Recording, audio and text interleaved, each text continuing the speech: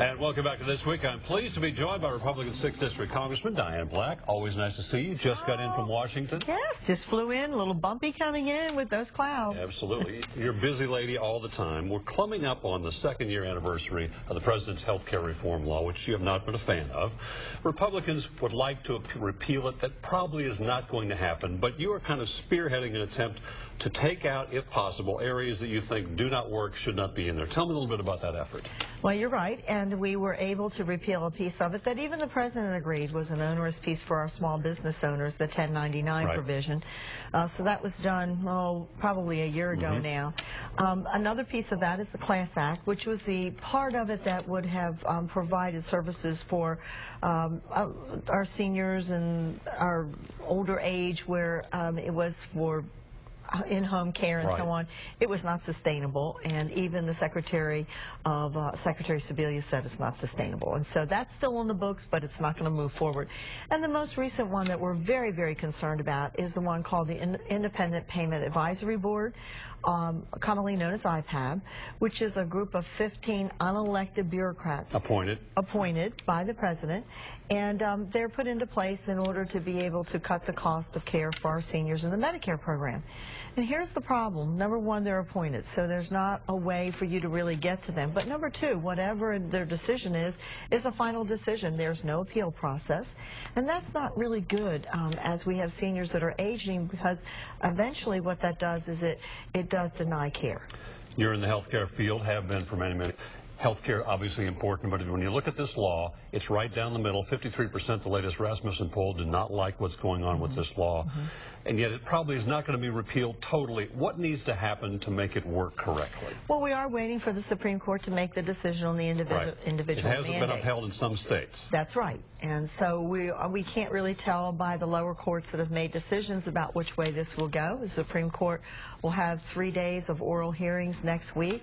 We'll get a decision probably the latter part of May or the first part of June, and we'll find out from there whether the core element, which is the individual mandate, whether that is going to be upheld as constitutional. If it's found to be unconstitutional, because it is the core element, many experts believe that the whole bill just starts to fall apart. And so we'll have to see what the Supreme Court has to say. This IPAB is another part that just very much concerns us on the Medicare portion. Let's talk a little bit about the budget. You're in the middle of that process, always a delicate process. We've heard from the President what he proposes. He wants to maintain many social programs, increase taxes on folks in upper income levels. Paul Ryan just came out with his budget. He wants to cut some of those social programs, Pell Grants, Social Security, and some other issues, and keep taxes where they are. The Senate has said, the Senate has held, majority of Democrats has said it's not going to hear the Ryan budget. So how do you get to a compromise? Well, I don't think that the Senate is going to hear anything, and I don't think they're going to come up with a budget again. Now, it is very disappointing that we're over 3 years now with the Senate, without the Senate giving us a budget. Really, that's just unbelievable, because here at the state level, can you imagine? Can you imagine the General Assembly saying, oh, by the way, we're just not going to do a budget this year? It's craziness that at the federal level we don't have a budget. So we don't think that the Senate is even going to take up the President's budget. And there's still discussion of possibly, although again, not going forward, a balanced budget amendment. Senator Corker's talked about it. You've talked about it. That's right. And so it's really concerning. We feel that we need to put a budget out. We are required by law to do so. We will have a budget and have put the budget out so that people are able to take a look at that now. There are some very bold pieces in there, and that's because when we look at the amount of debt that has been accrued over especially the last 3 years, and that is added on top of what has happened also under both the Republican and the Democrat control.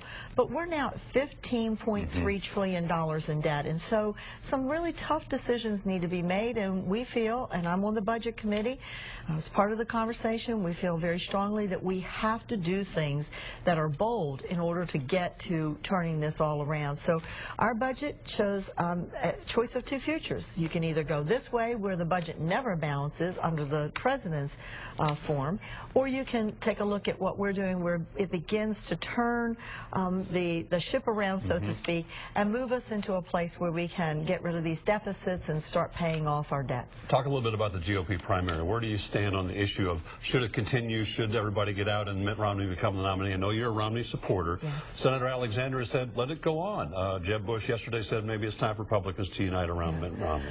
I would really like to see us come to some conclusion. I think keeping your eye on the prize, and the prize is really November.